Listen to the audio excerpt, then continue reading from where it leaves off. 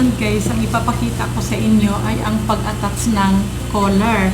So yung aking collar ay na-assemble ko na at kaya hindi ko to sa inyo pinakita ngayon kasi mayroon na akong video guys how to assemble Chinese collar. So same lang naman yun. So ito lang, ang ginawa ko lang instead na itago ko yung pasada dyan, nag-top stitch ako ng 1/16 sa taas.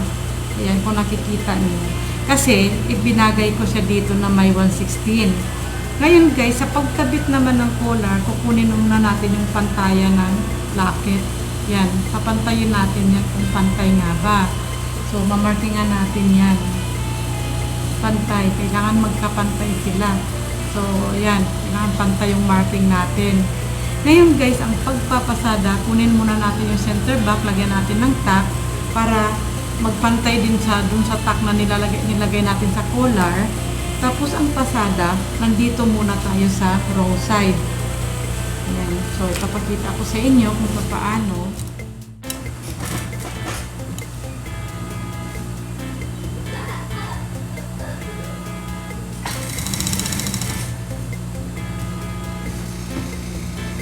I-open natin lagi yung allowance dito. Yan sa balikat ng allowance.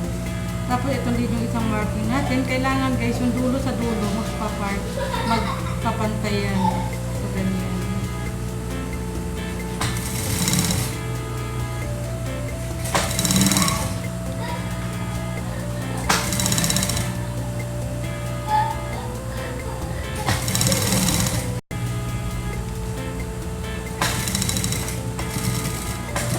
Guys, kung pantay yung ating ginawang collar, pagtatapatin natin itong dalawa, yan, itong dalawa, pagtatapatin natin, at titingnan natin yung sa may balikat kung pantay, yan, kung magkapantay sila, so ayan, pantay na pantay siya, guys, okay, ang kanyang pagkakalagay natin ng collar. Ngayon, idadapa ko naman to, sa pagdapa naman nito, yan, pagdapa naman niya, ipapasok natin to, yan, parang ganyan, guys. So, ganyan yung pagdapa ng collar.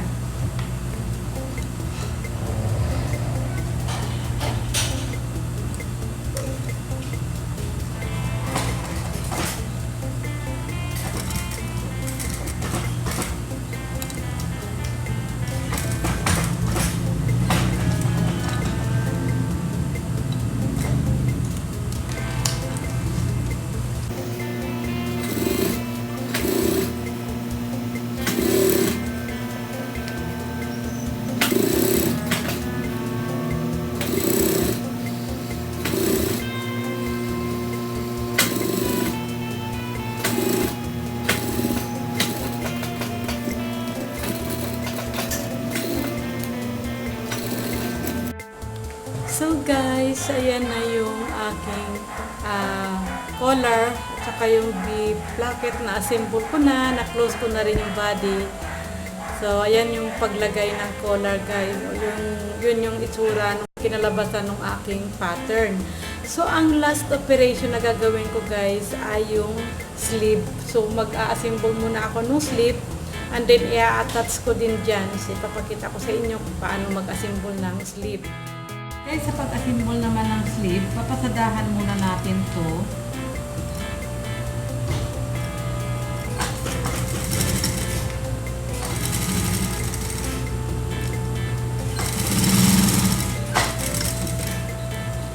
Ganon din yung kabila.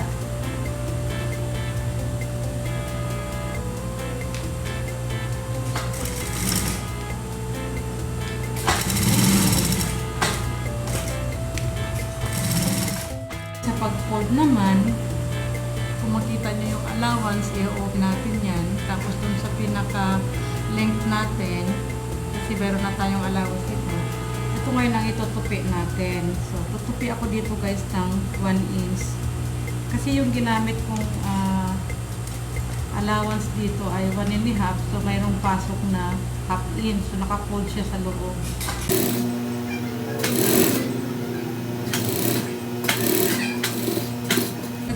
Yung ay ang ating sleeve. So, ayan na siya. Natupian ko na. Pareho ang laki. Pareho ang haba. Okay, sa pagkabit ng sleeve, kung mapapansin nyo, ito yung harapan natin.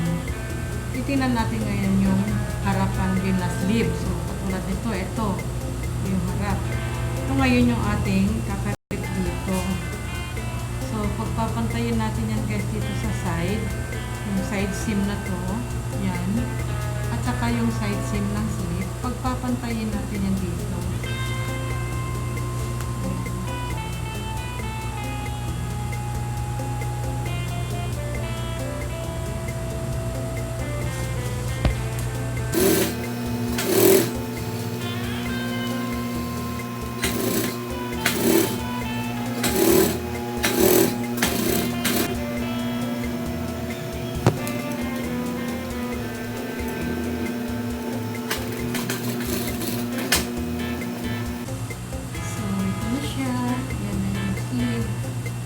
Para malaman natin guys kung pantay yung ginawa natin, kailangan pagpantayin natin itong dulo ng balikat at saka yung sa collar. So, ayan.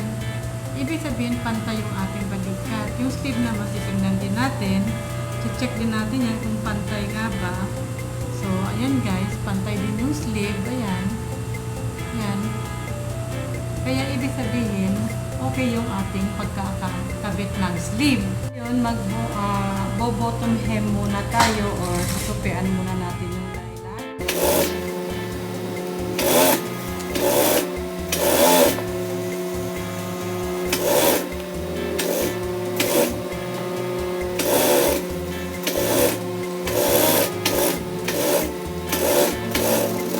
Guys, ito na yung aking ginawang blouse. So, ayan yung V-placket round collar na ni-request ni Mama Irene Irasosta at kinuha ko nga sa sukat ko.